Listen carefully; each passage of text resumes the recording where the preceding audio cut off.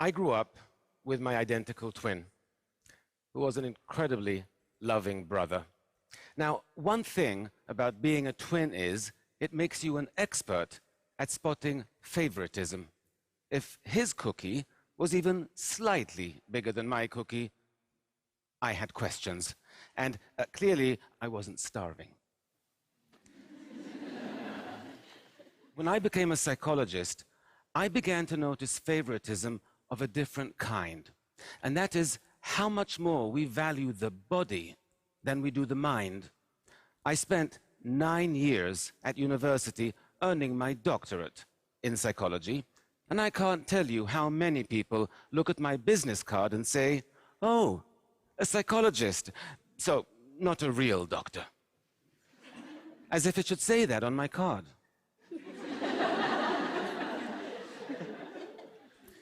This favoritism, we show the body over the mind. I see it everywhere. I recently was at a friend's house and their 5-year-old was getting ready for bed. He was standing on a stool by the sink brushing his teeth when he slipped and scratched his leg on the stool when he fell. He cried for a minute, but then he got back up, got back on the stool and reached out for a box of Band-Aids to put one on his cut. Now, this kid could barely tie his shoelaces, but he knew you have to cover a cut so it doesn't become infected, and you have to care for your teeth by brushing twice a day. We all know how to maintain our physical health and how to practice dental hygiene, right? We know it since we were 5 years old. But what do we know about maintaining our psychological health? Well, nothing. What do we teach our children about emotional hygiene? Nothing.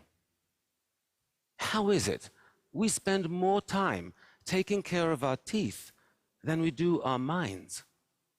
Why is it our physical health is so much more important to us than our psychological health? You know, we sustain psychological injuries even more often than we do physical ones, injuries like failure or rejection or loneliness. And they can also get worse if we ignore them, and they can impact our lives in dramatic ways. And yet, even though there are scientifically proven techniques we could use to treat these kinds of psychological injuries, we don't. It doesn't even occur to us that we should. "Oh, you're feeling depressed. Just shake it off. It's all in your head." Can you imagine saying that to somebody with a broken leg? "Oh, just walk it off. It's all in your leg." It is time we close the gap between our physical and our psychological health. It's time we made them more equal, more like twins.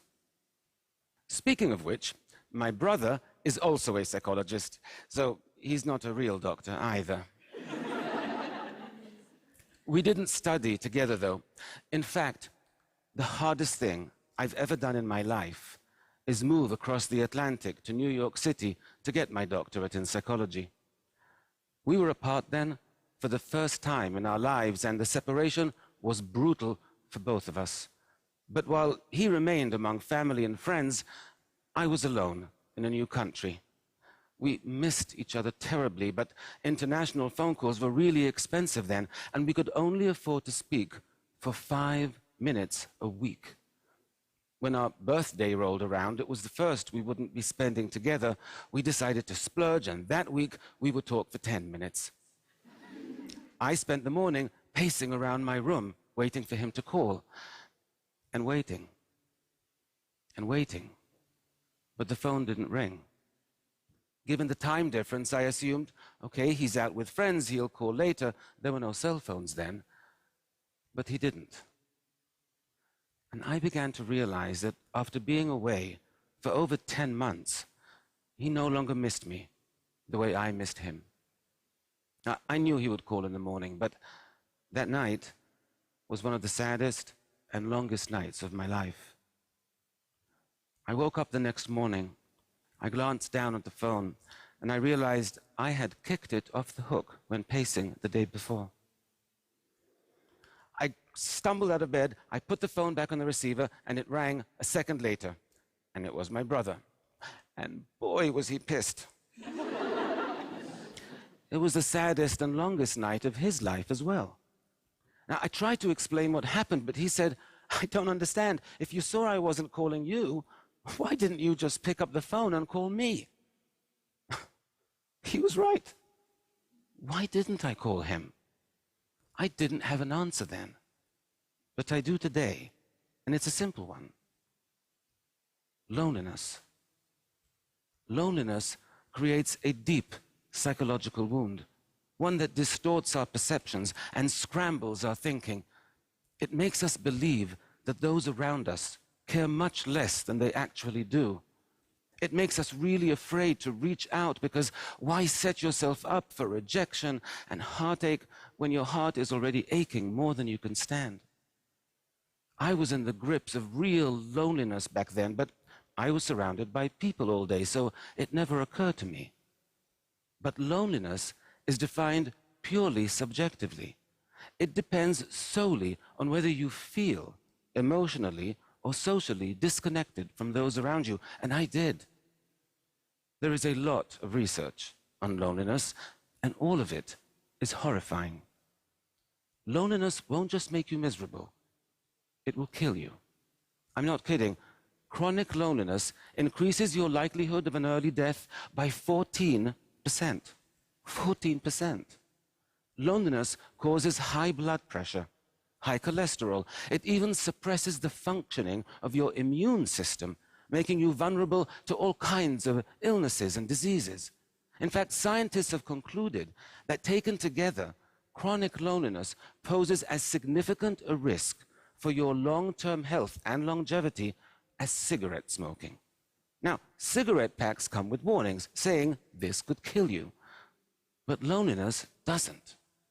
And that's why it's so important we prioritize our psychological health, that we practice emotional hygiene, because you can't treat a psychological wound if you don't even know you're injured. Loneliness isn't the only psychological wound that distorts our perceptions and misleads us. Failure does that as well. I once visited a daycare center where I saw 3 toddlers play with identical plastic toys. You had to slide the red button and a cute doggy would pop out. One little girl tried pulling the purple button, then pushing it, and then she just sat back and looked at the box with her lower lip trembling.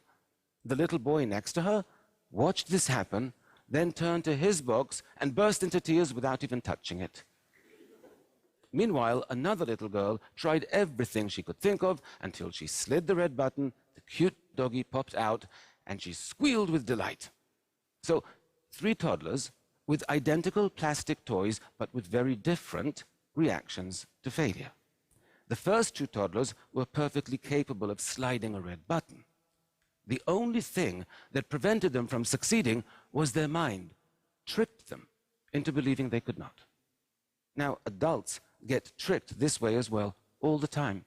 In fact, we all have a default set of feelings and beliefs that gets triggered whenever we encounter frustrations and setbacks.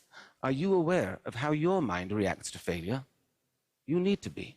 Because if your mind tries to convince you you're incapable of something and you believe it, then like those 2 toddlers, you'll begin to feel helpless and you'll stop trying too soon, or you won't even try at all. And then you'll be even more convinced you can't succeed. You see, that's why so many people function below their actual potential. Because somewhere along the way, sometimes a single failure convinced them that they couldn't succeed, and they believed it. Once we become convinced of something, it's very difficult to change our mind. I learned that lesson the hard way when I was a teenager with my brother. We were driving with friends down a dark road at night when a police car stopped us. There had been a robbery in the area and they were looking for suspects. The officer approached the car and he shined his flashlight on the driver, then on my brother in the front seat, and then on me, and his eyes opened wide and he said, "Where have I seen your face before?" And I said, "In the front seat." But that made no sense to him whatsoever, so now he thought I was on drugs. So he drags me out of the car, he searches me, he marches me over to the police car, and only when he verified I don't have a police record could I show him I had a twin in the front seat. But even as we were driving away, you could see by the look on his face, he was convinced that I was getting away with something. Our mind is hard to change once we become convinced. So it might be very natural to feel demoralized and defeated after you fail, but you cannot allow yourself to become convinced you can't succeed.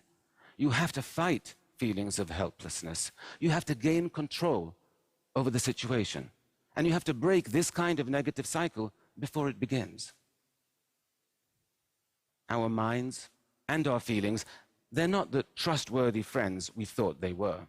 They're more like a really moody friend who can be totally supportive one minute and really unpleasant the next. I once worked with this woman who, after 20 years of marriage and an extremely ugly divorce, was finally ready for her first date. She had met this guy online, and he seemed nice, and he seemed successful, and most importantly, he seemed really into her. So she was very excited. She bought a new dress, and they met at an upscale New York City bar for a drink. 10 minutes into the date, the man stands up and says, "I'm not interested," and walks out. Rejection is extremely painful. The woman was so hurt she couldn't move. All she could do was call a friend. And here's what the friend said. "Well, what do you expect? You have big hips, you have nothing interesting to say. Why would a handsome, successful man like that ever go out with a loser like you?" Shocking, right, that a friend can be so cruel. But it would be much less shocking if I told you it wasn't the friend who said that. It's what the woman said to herself. And that's something we all do, especially after a rejection. We all start thinking of all our faults and all our shortcomings, what we wish we were, what we wish we weren't. We call ourselves names, maybe not as harshly, but we all do it. And it's interesting that we do, because our self-esteem is already hurting. Why would we want to go and damage it even further? Right? We wouldn't make a physical injury worse on purpose. You wouldn't get a cut on your arm and decide, "Oh, I know, I'm going to take a knife and see how much deeper I can make it." But we do that with psychological injuries all the time. Why? Because of poor emotional hygiene. Because we don't prioritize our psychological health. We know from dozens of studies that when your self-esteem is lower, you are more vulnerable to stress and to anxiety, that failures and rejections hurt more, and it takes longer to recover from them. So when you get rejected, the first thing you should be doing is to revive your self-esteem, not join Fight Club and beat it into a pulp. When you're in emotional pain, treat yourself with the same compassion you would expect from a truly good friend. We have to catch our unhealthy psychological habits and change them. And one of the unhealthiest and most common is called rumination. To ruminate means to chew over.